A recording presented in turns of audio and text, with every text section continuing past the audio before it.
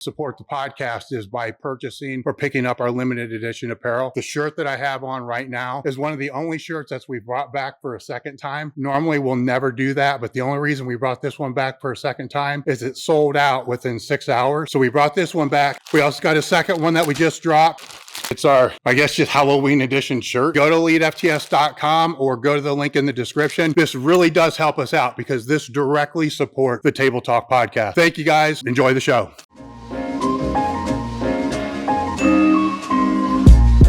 Coach Aram Grigorian here with a message about the variety of stuff that you have to use inside the gym. A lot of times you walk into a facility like this, if you're lucky enough to be in this Mecca, you're welcome and thank the Lord that you're here.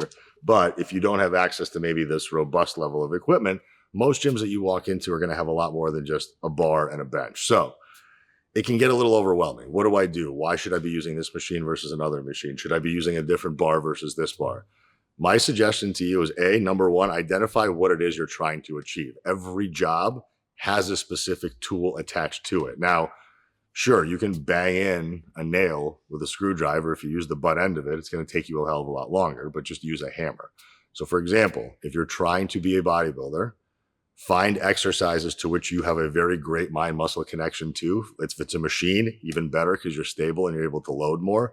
Stick to that exercise. There's no reason to jump from machine to machine to machine just to be able to get the same sensation. If you have a great connection with your lats to a horizontal lat row hammer strength machine, use it. I don't care. You don't have to keep switching around. And conversely, if you're somebody who's a strength athlete, find the implements that give you the best chance to be able to increase your load output. So for example, if you're somebody who's using a safety squat for a normal squat, obviously that's not something you can go and use inside of a competition. So how much do you really want to use the safety squat bar in order to increase your back squat weight?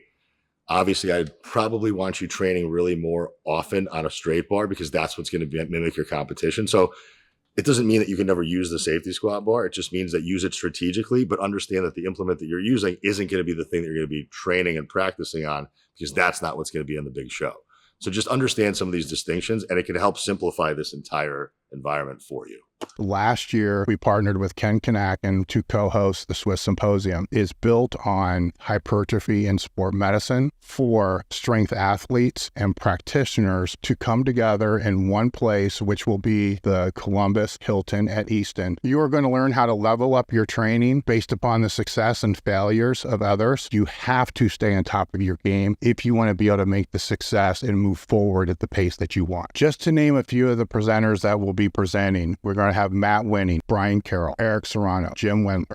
That's just a few. These experts will be presenting on low back injury and prevention, exercise selection, as well as a business, steroid recovery, and restoration panel. If you want to network with one of the experts that we have presenting, we're going to have people there to be able to help you do that. To register for the Swiss Symposium, go to the elitefts.com website, look for the banner on the homepage, click that, we'll see you there.